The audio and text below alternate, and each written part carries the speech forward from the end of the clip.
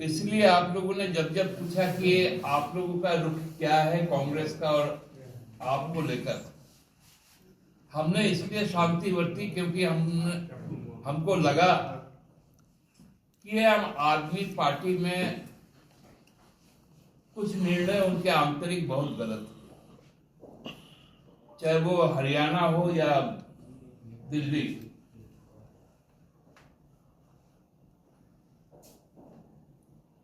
लोकसभा में सबके प्रयास से आम आदमी पार्टी और कांग्रेस ने मिलकर चुनाव लड़ा था। वो अलग चीज है कि परिणाम क्या हुआ था, लेकिन लड़ने का काम जरूर किया। हमारी आशा थी कि इस बार भी उसी तरह का एक फॉर्मूला होगा, लेकिन आम आदमी पार्टी ने पहले ही आगे बढ़कर कह दिया कि मैं कांग्रेस के साथ चुनावी गठबंधन में नहीं जाऊंगा और स्वतंत्र लड़ूंगा। तो हमारे मित्र दल कांग्रेस के पास भी और कोई नतीजा नहीं था सिवाय कि उनको भी चुनाव लड़ना था, क्योंकि वो भी एक राजनीतिक दल है और राष्ट्रीय राजनीतिक दल है और राष्ट्रीय क्षेत्र दिल्ली में चुनाव हो रहा है।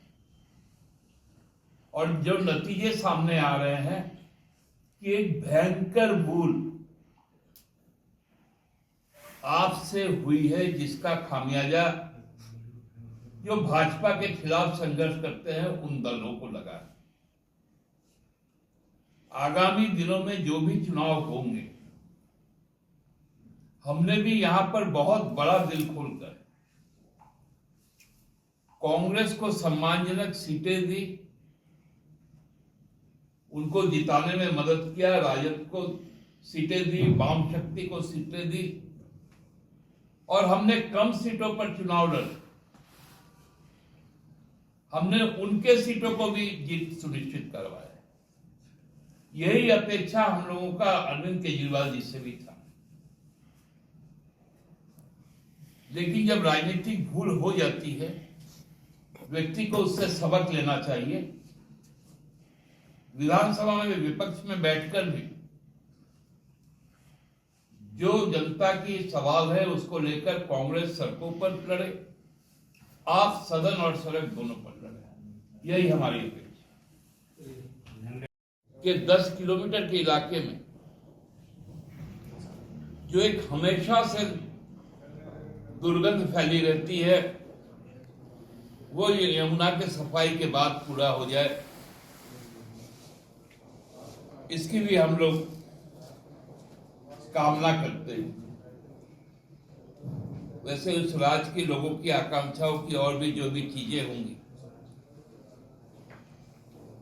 लेकिन धन्यवाद देते हैं आदरणीय प्रधानमंत्री जी को कि झारखंड से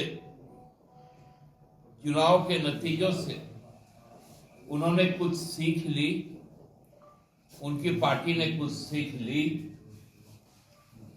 और जो सबसे बड़ा और सबसे अहम वर्ग है महिला, जिसको हम लोग मैया सम्मान यहां पर कहते हैं, उसके लिए बाध्य हुए कि वहां पर भी 2500 रुपए प्रति माह देना पड़ेगा।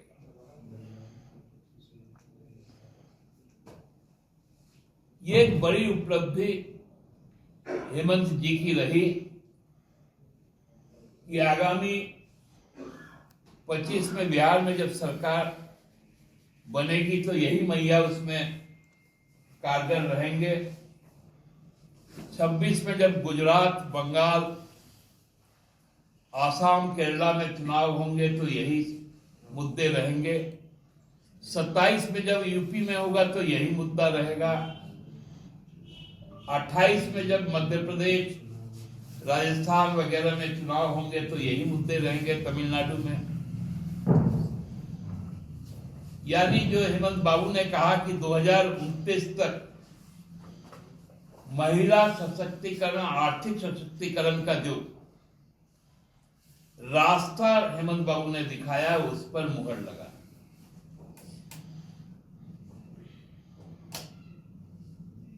कि अब,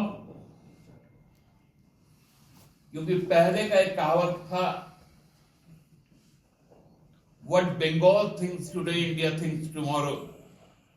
अब हमको लगता है हेमंत बाबू ने ये नैरेटिव सेट कर दिया, what Jharkhand does today India follow tomorrow. बहुत बहुत धन्यवाद।